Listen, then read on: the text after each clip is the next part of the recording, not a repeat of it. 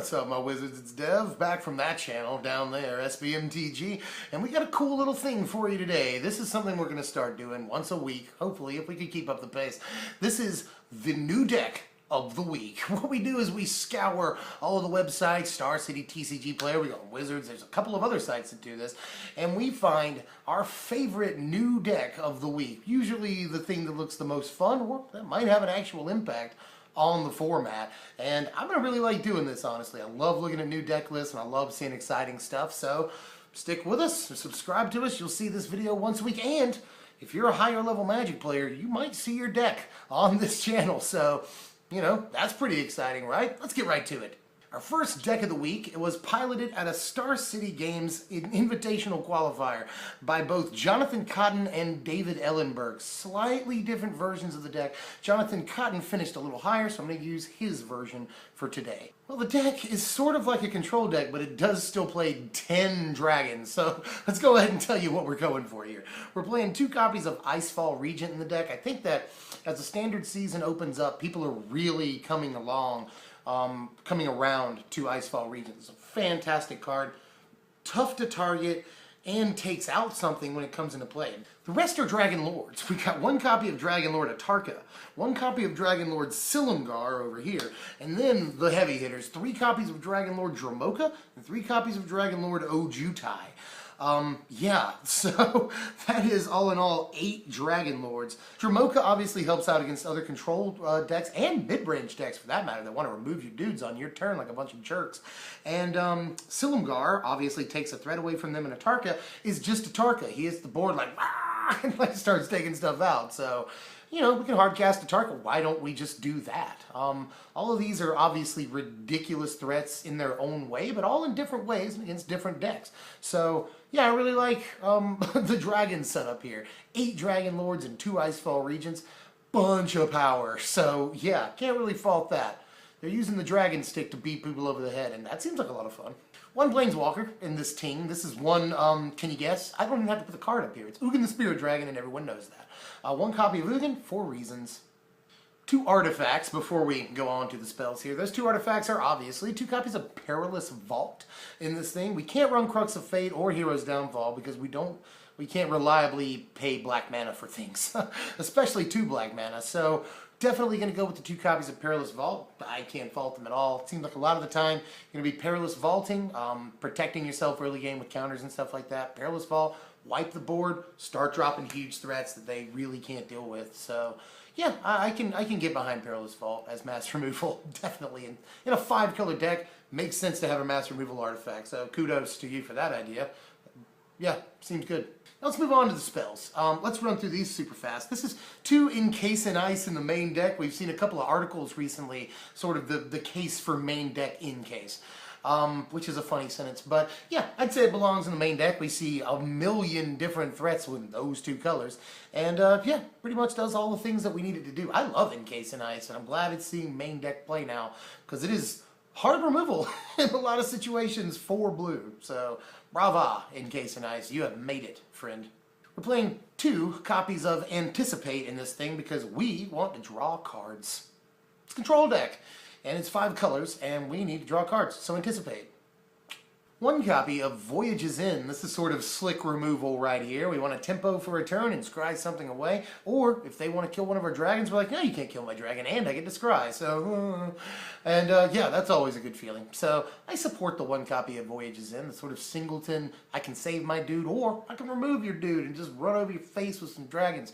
A lot of sort of play in this card, and I think it's a sleeper, honestly. I don't think that people are using this card enough. I think it's much better than people give it credit for a lot of the time. So kudos to you again for seeing the value in Voyage's End.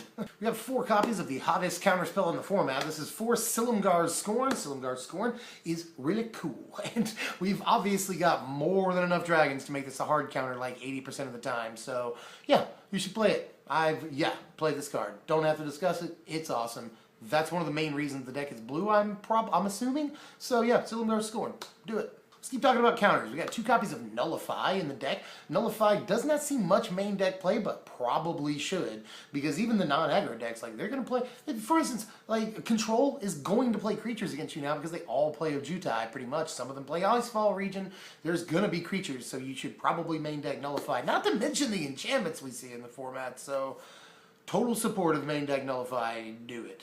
1 copy of Disdainful Stroke. We're really covering our bases with the counters in this deck, but again, I don't blame him. This counters lots of stuff, everything from the aforementioned of Jutai, every Dragon Lord, to Siege Rhino, to lots of ish. Let's finish off the counterspells. The counterspell barrage ends with 4 copies of Dissolve. So we've got the full 4 Silumgar Scorn, the full 4 Dissolve, and some supplementary counters, making 11 counterspells in this deck, which is a little more, a couple more than a lot of the control decks play. Not to mention, we've got some game against Control in the form of Dragon Lord Dromoka. This is very good to have all 11 of these counterspells. I feel like what's funny is as the format moves more towards Control, we just see decks playing more counterspells. More and more counterspells. The deck gets more and more, or format getting more and more control-y here, and I can understand why. But we see, like, for instance, the rise of Dromoka. He's been a lot in Standard now. The last few weeks, more than he was at the beginning.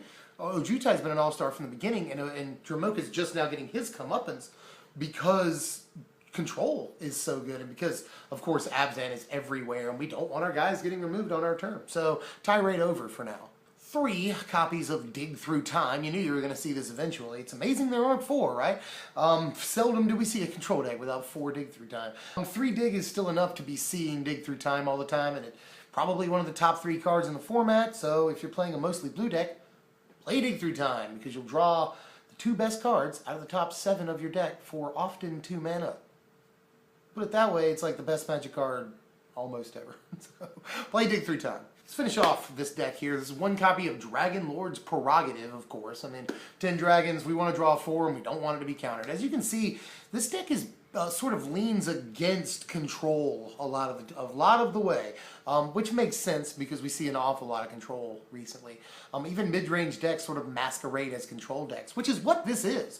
This deck is, at its heart, a mid-range deck that plays a bunch of counterspells. I mean, look at all the crazy threats we have. A regular Control deck will play counters and removal, and 1 Pearl Lake Ancient, and 1 Ugin the Spirit Dragon, maybe 1 Elspeth, you know, but we are playing a ton of threats in this deck. If you can't tell, I've sort of moved on to the, this is what we're going to say about this deck.